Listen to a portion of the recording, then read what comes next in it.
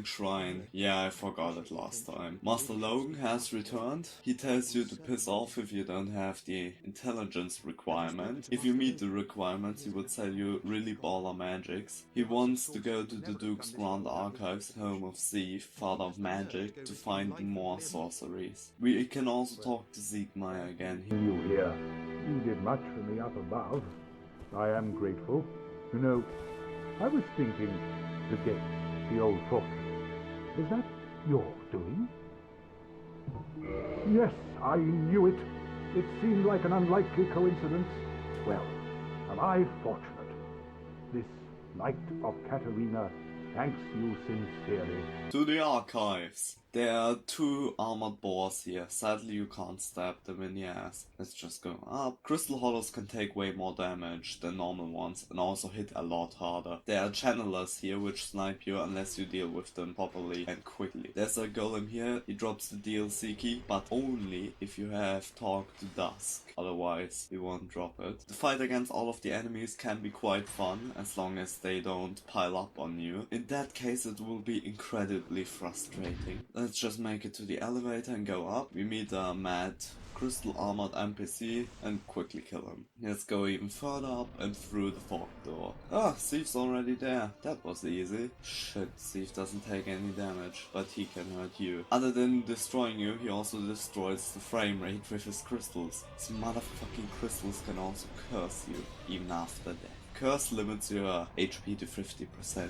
and inhibits you from becoming human again. You can also just leave and equip a ring or even a rare ring of sacrifice. So just embrace the inevitable and die. So now we are locked up in a cell with one of those snake enemies sleeping outside. When we explore our cell we find 3 other hollows, but they aren't of any use. Let's kill the snake and cutscene time. One snake starts playing the chilling music which releases the Piscas, former handmaids of Guinevere, alleged mother of Priscilla and partner of Z. Wait, those Piscas drop miracles.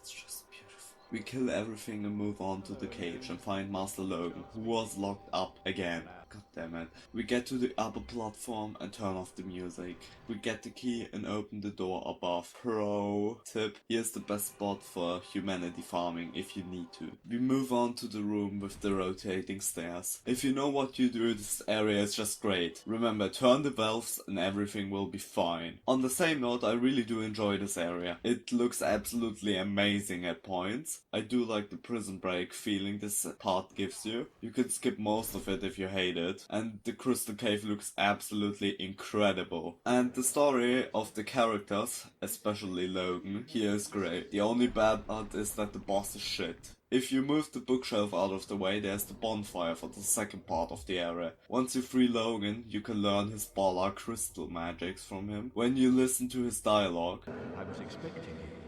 This place is truly magnificent, more than expected even. As promised, I shall share the new sorceries with you, and the secret of Zeef's immortality. Ah, the secret of Zeef's immortality.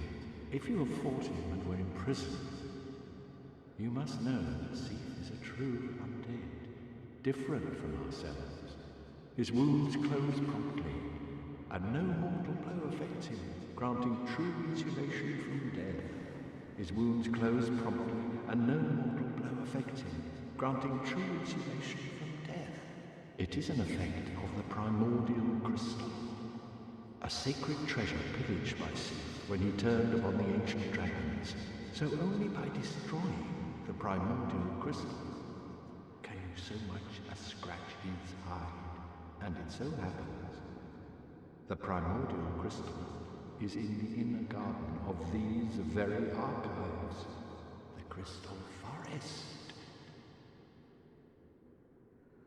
The tomes stored in these archives are truly magnificent, a great pool of knowledge, the fruits of superior wisdom and an unquenchable desire for the truth. Some would say Zeef had an unsound fixation, but his work is a beautiful, invaluable resource. All progress demands sacrifice, and I certainly bear no antipathy for that wonderful scaleless beast. You might be able to tell he went crazy. He also tells us the secret of Zeph's immortality, the crystal structure. You find him in Zeph's room, half naked and hollowed, and he will try to kill you. I would spend more time on him, but I really need to move on. There's a golden golem. When you kill him, you meet Siegmeyer's daughter. Is it just me, or does she sound really young? I am Sieglind of Katarina. I don't know how I ended up in that crystal. It wasn't terrible in there, but I could hardly move. We move down and there are moonlight butterflies here, which are Zeph experiments. Crystal golems are also the main enemy here. We can pull an Indiana Jones and walk across invisible bridges. On my first playthrough I didn't realize that there is a bridge and thought the message there was just bugged out. We go down, past the clamshells, go in the room and quit reload so that they can't follow us. We see Zeph fly towards us, and if you haven't got it already, that crystal thing is the important part. The room is laid out so that when you enter, the first thing you see is the crystal thing, and even the cutscene focuses on it. Let's quickly destroy Zeph. He isn't hard, just tank through everything, hit the tail and hope for the best. Don't stand in the cursed crystals for too long or you will end up like those poor guys. Though if you stand behind him, he will do the tail smash, which annihilate you. You can cut his tail, which is a real pain in the ass, by the way, to get. You at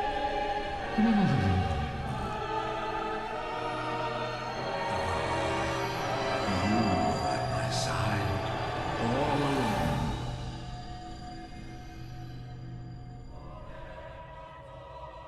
My true mentor, my guiding moonlight.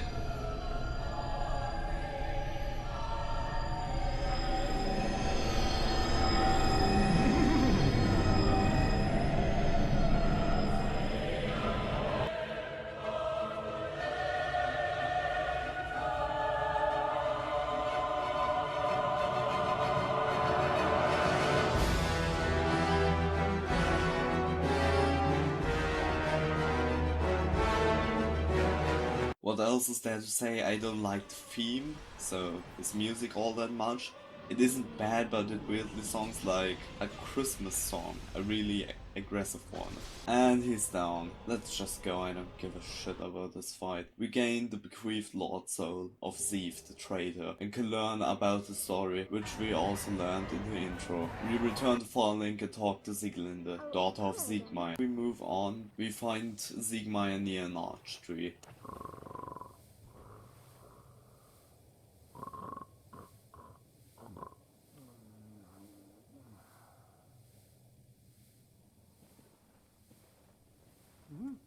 Oh ho!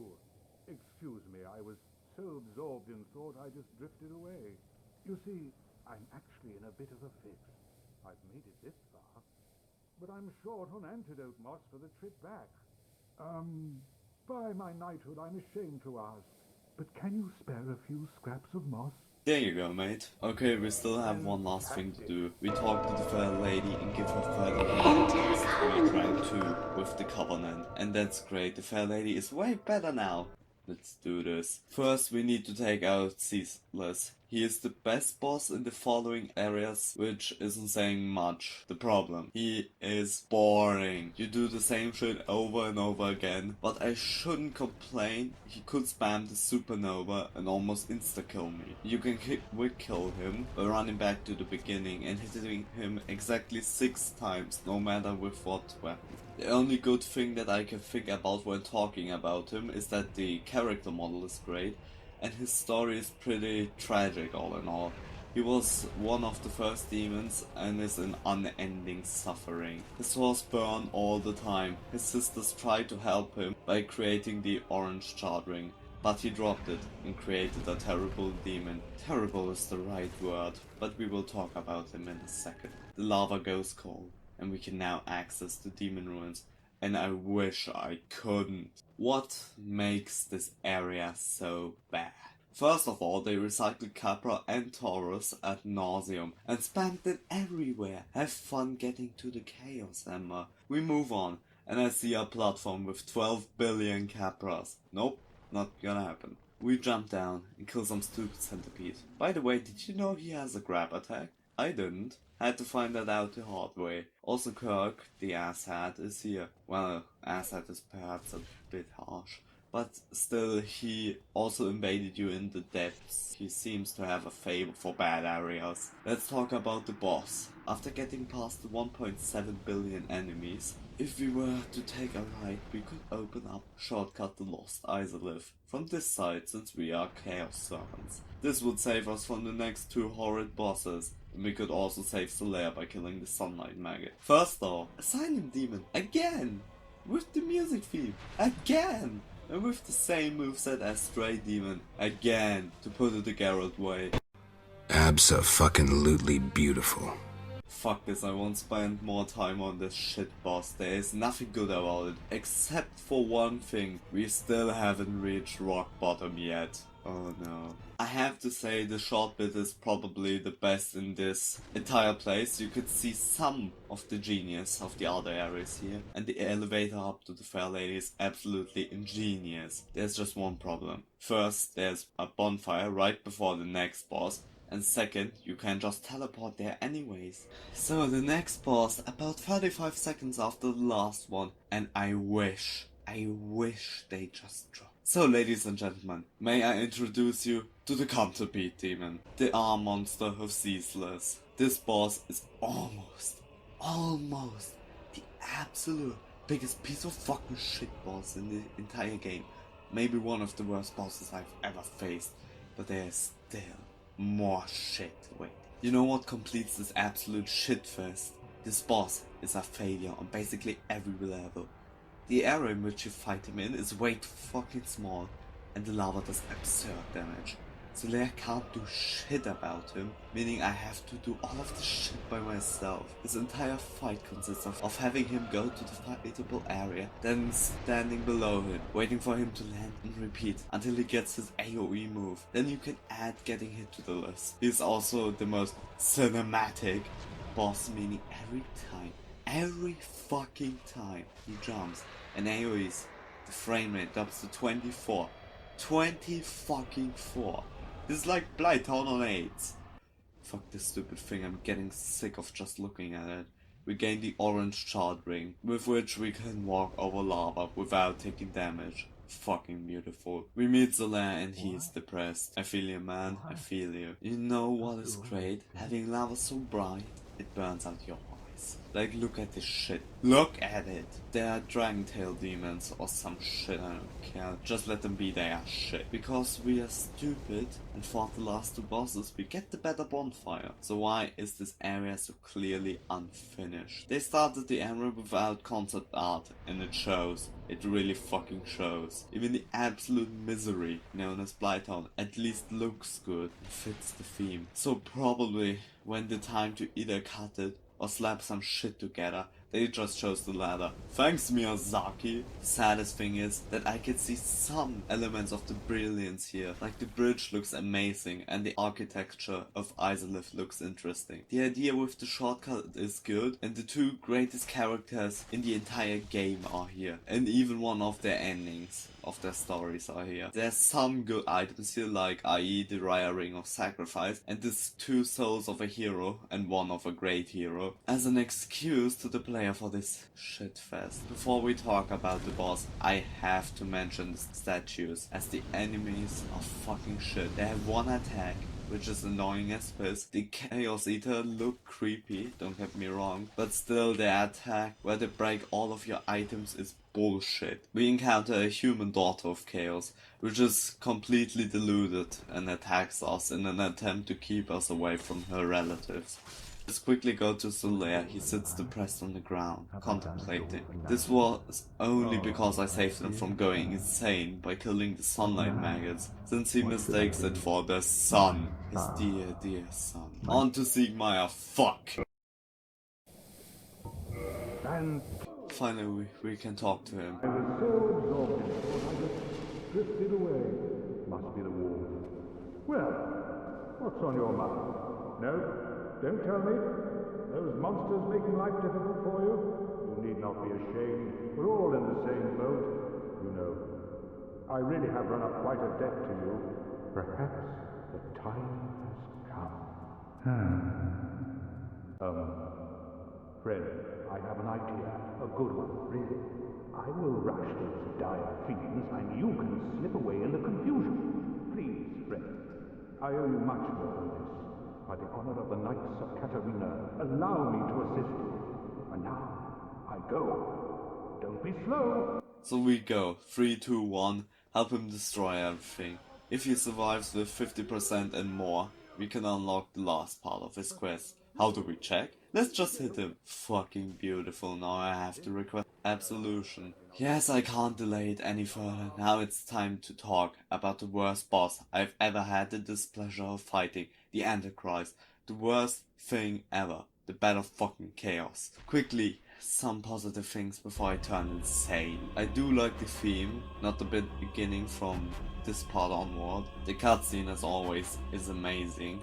Or cutscenes I should rather say. The story is really good. Mother Isolith wanted to continue the Age of Fire by using her fire art, the prototype of pyromancy, but inadvertently created the birthplace of all demons, ironic considering she had the soul of life and created a new form of life. A grotesque one, but still an intelligent one, with its own culture and smithing techniques. The Chaos Flame, Isolith's flame, manifested in the form of a love within Isolith's turned body. So we are basically performing an abortion. You know what should be aborted? This boss. It is a goddamn platforming fight in this game with collapsing floor parts. I fucking had it.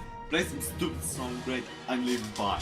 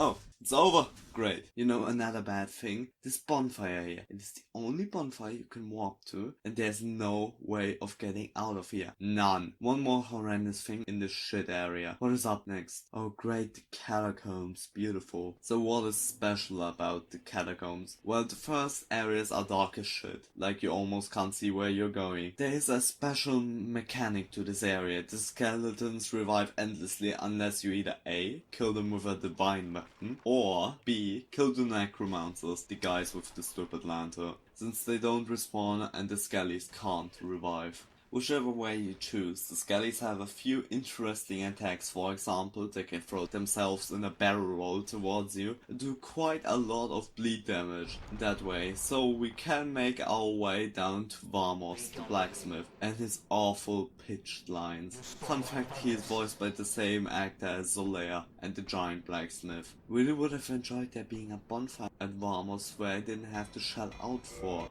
I usually just jump through this area, but you can have a good time here. You know what I really like? The little secret right here. We hop into a sarcophagus, and after a kind of spooky cutscene, land in the boss arena with Nito to pray to him and become a Gravelord servant. Gravelord servants are dickheads. They use an Eye of Death dropped by the motherfucking scrotum frogs to infect another player's world. At first, you won't notice a difference, but then in New Game Plus, there will be extra hard black phantoms. Thanks, dickheads. Oh, and I tried, you cannot aggro Nito here. He just chills and doesn't care all that much. Back at Vamos, we have the worst part of this area ahead. People who have played the game know what I'm talking about. The bone wheels.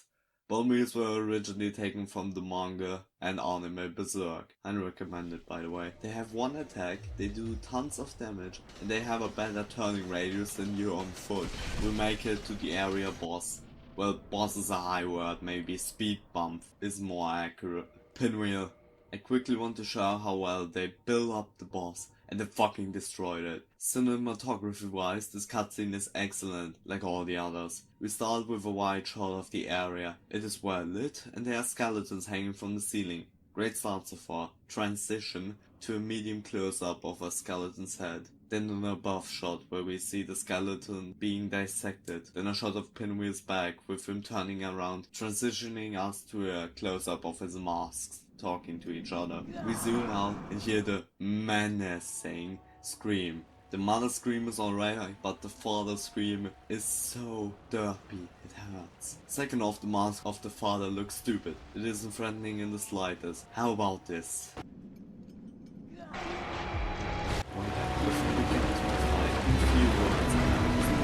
Ludwig was once a lowly necromancer with his wife when his wife and child died. He went mad trying to resurrect them and actually had the balls to steal the right of kindling, what the clerics are looking for, from Nito, the absolute madman. And it worked. Kinda. You see, he resurrected them alright, but he fused his body with that of his wife and child, becoming the entity known as Pinwheel. Ironic, isn't it? He wanted the family to be together, and now his wish was granted. He tried to separate the three of them and found the answer to cloning, but still not to successfully separate themselves. That's why we find him studying, and he is so part of God.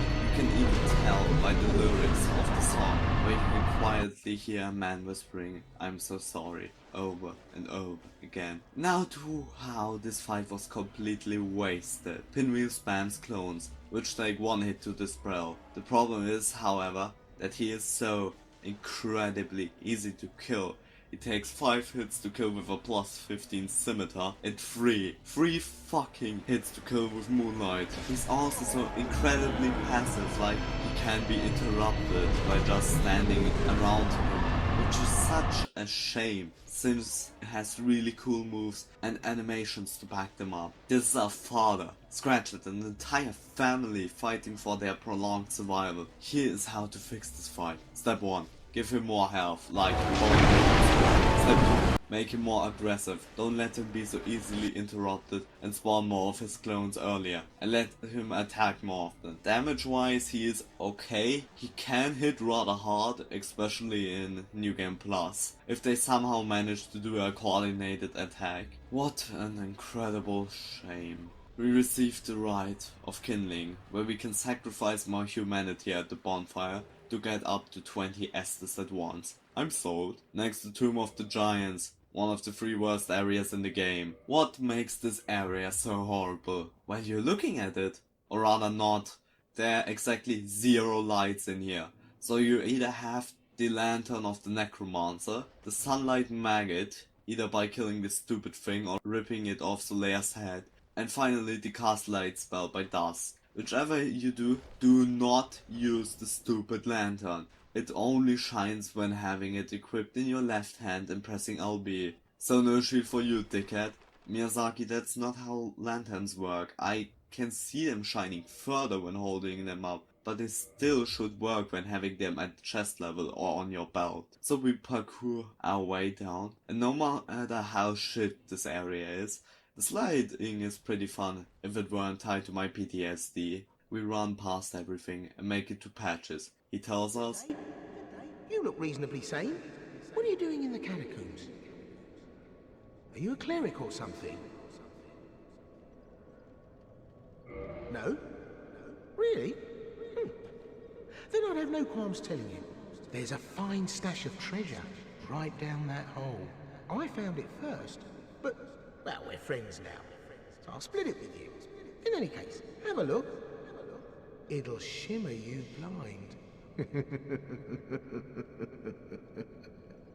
and they kicks us down when we go look. This is probably one of the best cutscenes in the entire game. Down there we find Rhea sitting down, warning us of the two hollows, Vince and Nico. You know those guys. We kill them and talk to her. She now moves to the undead church. Fitting. We move up and can grab the Divine Ember +10 on the way. We get back to Patches and kick the ass down the ledge in return. Don't worry, he survives. We move on and find one of the skeleton dogs. Fantastic, just run to the bonfire. Great. Now it is time for the mad dash to Nido. We run and get invaded by Now he can rest with the chicken. Onwards, compatriots, and we are in the room before the boss. And the failed pinwheel clones are here. Quickly hide them before someone calls the UN. We jump down and get greeted with a pretty cool cutscene of Nito. You know what isn't cool or even good? This fight. He relies on his trash mobs, where if you don't have a divine weapon, you get fucked. We kill Nito. Wait, if he was the first of the dead, how can he die? Who cares? We have all the Lord Souls now. But there are some final stops before we can cash them in. First off, Siegmeyer. After I get ripped off having to request absolution and talk to Sieglinde, I find out that he has gone on one final adventure to Ash Lake. So how do we get to Ash Lake? Through the Great Hollow. First back to Best Town, then we move through the swamp, illusionary wall down, and 2 down. Yeah, this place is hidden rather well. Now we need to parkour the shit out of this area. There is some incredibly good stuff here, like i.e. a crystal lizard that drops a titanite slab. You know what I really dislike about this area? The fucking scrotum frogs are here everywhere. At least they have the decency to get staggered by everything. But if you don't stay the fuck out of that smoke, you are so fucked you can't even imagine, and get cursed. We get them out of the way, and now actually the last place where the everlasting dragons live. And it looks incredible. Sadly there isn't much to do here. There's the Hydra, you know that Hydra, another hollow archways. What's in there? Oh, then I'll just move along. Have you noticed something different? Yeah, there's music playing. It's called The Ancient Dragons, and you can hear how beautiful it is. In general, the music in this game is great. I can't think of one track I didn't at least like. Yes, even Thief's theme. We move on and there's one of the everlasting dragons. The very last one. We can pray to him and join its covenant, the path of the dragon. The dragon is still kind of salty that Thief exposed the dragon's secret, that without the scales they are fucked. So now we can place down our sign to look for people holding dragon scales, which there are a lot of thanks to that Blighttown chest. With those scales we can turn into a dragonoid, meaning we look like a humanoid dragon. No, we can't fly sadly. If you see someone in this outfit and don't have the PvP watchdog installed, Alt F4 right now, since a strange number of hackers wear dragon form. It's like their uniform. So if you go to the first bonfire, we see that Sieglinde sadly killed Siegmeyer. Thanks by the way, that was my favorite spot to chill at. We talk to her and receive a titanite slab. Siegmeyer went hollow for this, great. Oh Siegmeyer, why couldn't you just stay with your family and not have your daughter kill you again? Or at least take her with you, she just has to be branded with the dark side and everything would be fine. If it seems like we can now finally end the game, I still need to disappoint you. We still have to go through the additional PC content, or Artorias of the Abyss, as it is also known. So we get back to the place where we first found Dusk, and get snatched by a shadowy limb and dragged off to the past. First bit and first boss, the Sanctuary Guardian. This fight is okay, nothing special. The annoying part is when he spams his lightning attack. Who even gives a shit? Onwards. There's the Sanctuary, and it's just me, or does it look a surprising amount like the Firelink Shrine? Probably reused assets. Get used to that. We talk to the giant mushroom Elizabeth and find out that she is something of a godmother to Princess Dusk. I think the devs were on mushrooms.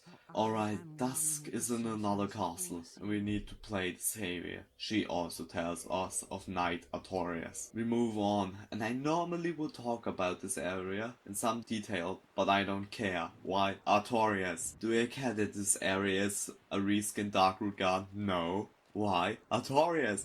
Do I care about Calamite flying by? Actually, yes I do. Do you like the reveal of the Abyss with that eerie sound? Yeah, but not as much as Artorias. We talked to Marvelous Chester, who is straight out of Bloodborne, who warns us of Artorias in the area ahead. God, I'm so hyped.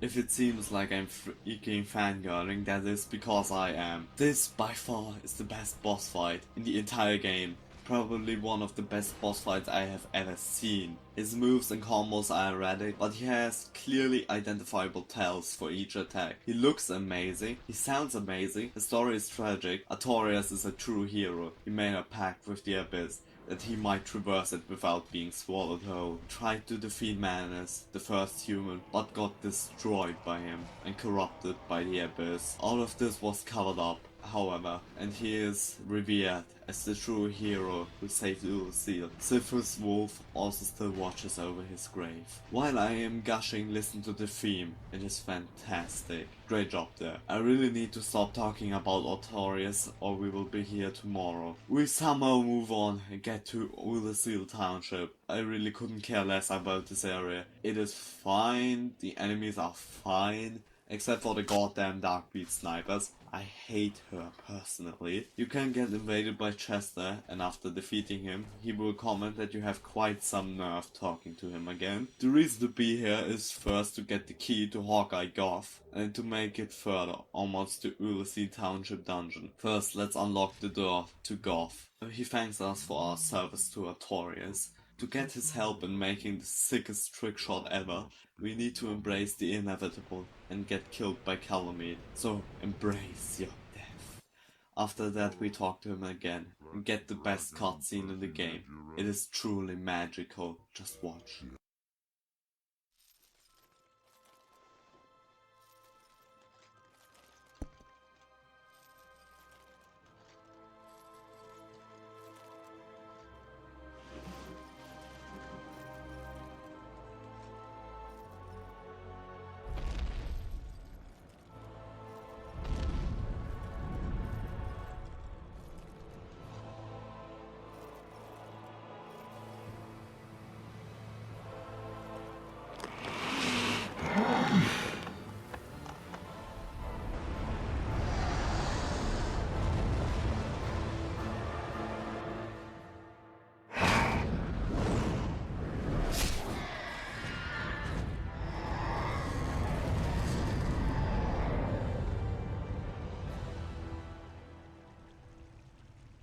So now it is time to annihilate Calamite. Calamite, great boss, he has really good and identifiable moves. The theme is amazing. What do you not like about him? Well, the way to run back to him, it takes for freaking ever. If you have a slow weapon, he is exponentially more difficult.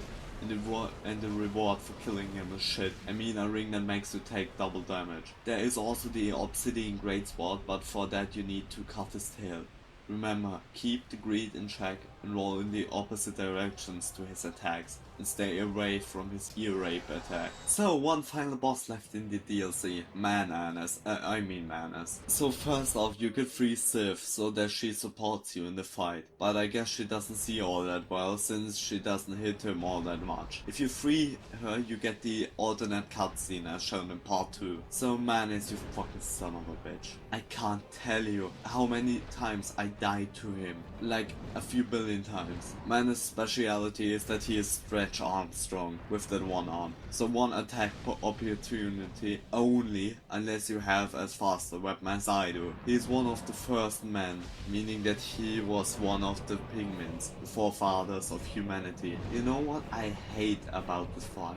The fucking Circle Darkbeat attack. If you kill him, he leaves out Dusk, his daughter. She is kind of freaked out. So yeah, time to get to the kiln, the final area. We open up the door and walk down the stairs of heaven. There's even the Gwendolyn theme repitched. This area looks absolutely amazing. I mean, look at it. Before we wrap things up, I quickly wanted to talk about what makes the story so special. This is a story about the world ending in the broadest sense. Yes, but I really think that it is a story about people trapped in the shithole of a place, unable to escape insanity or death. The only character that can be categorized as the antagonist is either Carve or Gwyn, depending on your view. Don't get me wrong, Carve did some really fucked up shit, like causing the Seal crisis and also convincing the Four Kings to back in the Abyss. But still, it was Gwyn who trapped everyone in this endless cycle, and Carve, like all others, is just trying to find a way out. There are 5 enemies here, the 4 Black Knight variants, and a dupe of the first one because reasons. Before I finish up, you could also summon Zulair if you have done his quest completely. Now we fight Gwyn. You can either fight him normally, or you can just parry him to death. Both are valid. Gwyn, the man who was so afraid of fire dying that he sacrificed himself to keep the fire going. So now we have one final decision to make. Either light ourselves on fire to keep the age of prosperity going, or start the age of man, where we let the abyss devour everything. But can mankind really survive in the abyss? We have seen what happened to the denizens of Seal, and what a shithole that place became. But if we link the fire, we get Dark Souls 2 and 3, and that isn't the best either. So we are gonna become the Dark Lord. Oh, you asked what I mean by that sequel comment? I think there should have never been sequels to Dark Souls. All the gravitas these endings had was taken from them, because we now know what really happened. I mean, you can enjoy them all you like, this is just my opinion. So, Dark Souls, despite your many flaws, you're still a gem, and I will truly treasure the time I spent with you.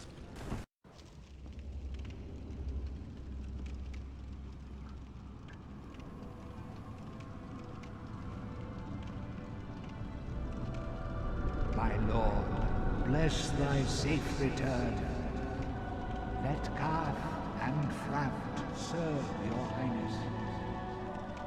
We are here to serve your highness.